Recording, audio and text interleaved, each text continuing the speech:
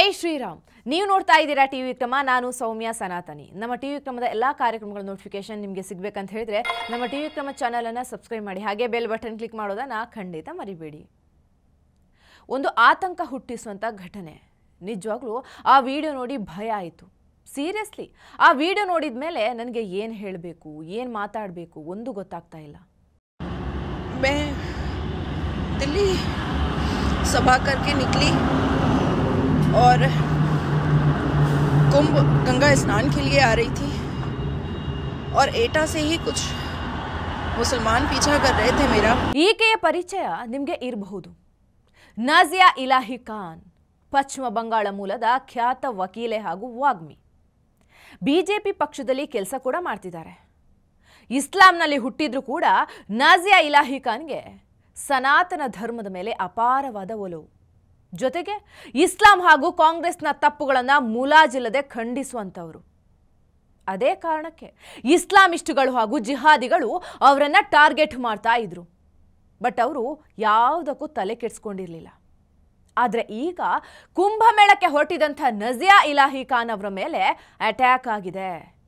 ಮುಸ್ಲಿಮರ ಗುಂಪೊಂದು ಅವರನ್ನು ಫಾಲೋ ಮಾಡಿಕೊಂಡು ಬಂದು ಅವರ ಕಾರನ್ನು ಅಪಘಾತ ಮಾಡಿದೆ. मैं थी, प्रिया चतुर्वेदी थी, जो मेरी बहन जैसी है और spotlight with Priya YouTube channel चलाती है, सनातन धर्म का प्रचार करती है अपने चैनल के ज़रिए. और एक छोटी बच्ची थी 19 साल की मेरे साथ. हम 3 लोग थे और एटा से पीछा करते करते उन मुल्लों ने इस बुरी तरीके से कार का एक्सीडेंट किया है. ನಾಜಿಯಾ ಇಲಾಹಿ ಖಾನ್, ಪ್ರಿಯಾ ಚತುರ್ವೇದಿ ಹಾಗೂ 19 ವರ್ಷದ ಹುಡುಗಿ ಇವರ ಜೊತೆ ಇದ್ರು. ಕುಂಭಮೇಳಕ್ಕೆ ಹೋಗಿ ನಂತರ ಅಲ್ಲಿಂದ ದೆಹಲಿಯಲ್ಲಿ ಒಂದು ಮೀಟಿಂಗ್ ಇರುತ್ತೆ, ಅದನ್ನು ಅಟೆಂಡ್ ಮಾಡೋರಿದ್ರು. ಆದರೆ ಉತ್ತರ ಪ್ರದೇಶದ ಏಟಾದಿಂದ ಅವರನ್ನು ಒಂದು ಮುಸ್ಲಿಂ ಗುಂಪೊಂದು ಫಾಲೋ ಮಾಡ್ಕೊಂಡು ಬರುತ್ತೆ. ಹರಿಯಾಣದ ಕಲ್ಕಾವರೆಗೂ ಫಾಲೋ ಮಾಡ್ತಾರೆ. ನಾಜಿಯಾ ಅವರಿಗೆ ಇವರು ನಮ್ಮನ್ನೇ ಫಾಲೋ ಮಾಡ್ತಿರೋದು ಅನ್ನೋದು ಗೊತ್ತಾಗತ್ತೆ. ಆದರೆ ಅಷ್ಟರಲ್ಲಿ ಕಾರನ್ನು ಆಕ್ಸಿಡೆಂಟ್ ಮಾಡಿಬಿಡ್ತಾರೆ. ದುರಂತ ಅಂದರೆ ಕಾರಿನಲ್ಲಿದ್ದಂಥ 19 ವರ್ಷದ ಹುಡುಗಿಯ ತಲೆ ಓಪನ್ ಆಗಿದೆ. ಅವಳಿಗೇನೂ ಆಗದೇ ಇರಲಿ ಅಂತ ನಾಜಿಯಾ ತಮ್ಮ ಟ್ವಿಟರ್ ಖಾತೆಯಲ್ಲಿ ಬೇಡ್ಕೊಳ್ತಾರೆ. ಯಾರಾದರೂ ನಮಗೆ ಸಹಾಯ ಮಾಡಿ ಅಂತ ಕೇಳ್ಕೊಳ್ತಾರೆ. शायद अगर प्रिया बच गई तो दुआ कीजिएगा कि वो बच जाए. उसका पूरा सिर खुल गया है. मेरे हाथ में चोट आई है, पूरी ब्लीडिंग हुई है. आप लोगों के साथ की ज़रूरत है, आशीर्वाद की ज़रूरत है. मुझे नहीं पता कि वो बचेगी कि नहीं. टारगेट मैं थी, पर वो सामने वो आ गई. निशाना मैं थी, पर उसने ले लिया सब कुछ अपने ऊपर. मेरी मदद कीजिए.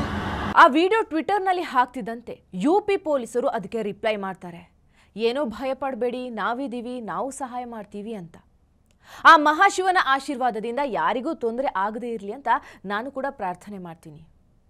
ಒಬ್ಬ ವಕೀಲೆ, ಒಂದು ಪಕ್ಷದ ನಾಯಕಿ, ಅವರ ಮೇಲೆ ಇಂಥ ದಾಳಿ ನಡೆಯುತ್ತೆ ಅಂದರೆ ಸಾಮಾನ್ಯರನ್ನ ಇವರು ಬಿಟ್ಬಿಡ್ತಾರಾ?